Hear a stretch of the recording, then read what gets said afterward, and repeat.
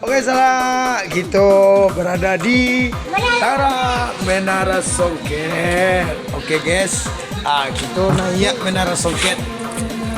Solo Selatan. Oke guys, kita ke Menara Songket. Oke, kita gas. Oke, assalamualaikum warahmatullahi wabarakatuh. Kita akan coba naik ke atas ya. Oke guys. Ayo ikuti. Gas. Oke guys, kita mulai bismillahirrahmanirrahim. Semoga kita tidak sesak napas.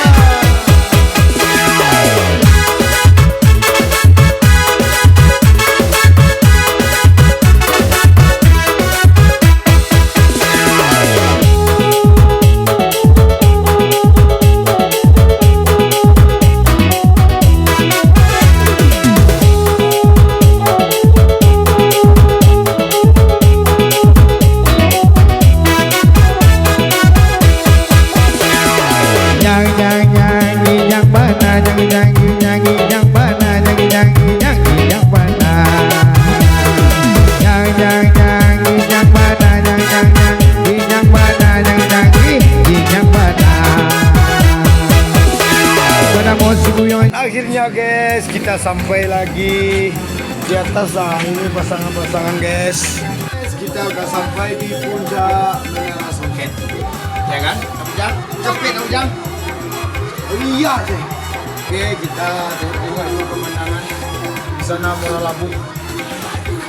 Pemandangan. Itu gedung nasional itu.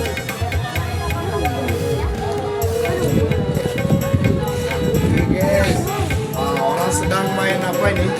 Main bola.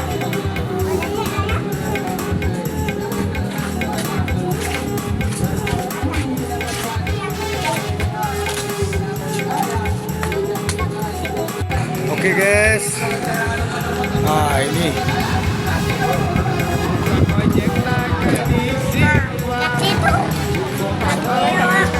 Batu kecil,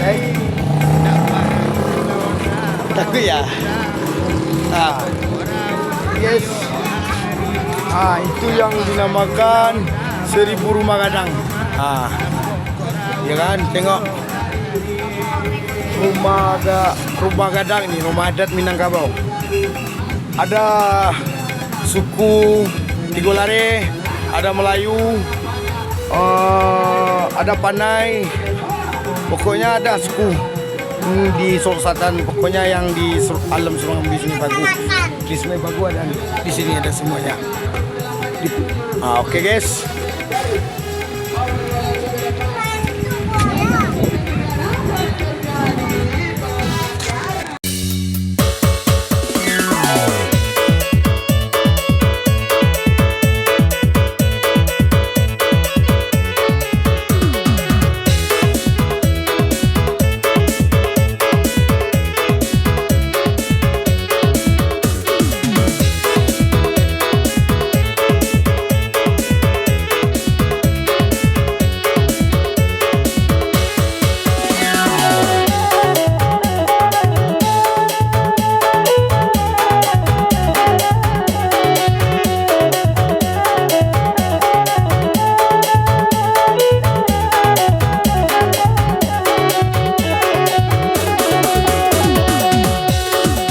Kain mandi dibawa pulang, sudah pulang di sasaju.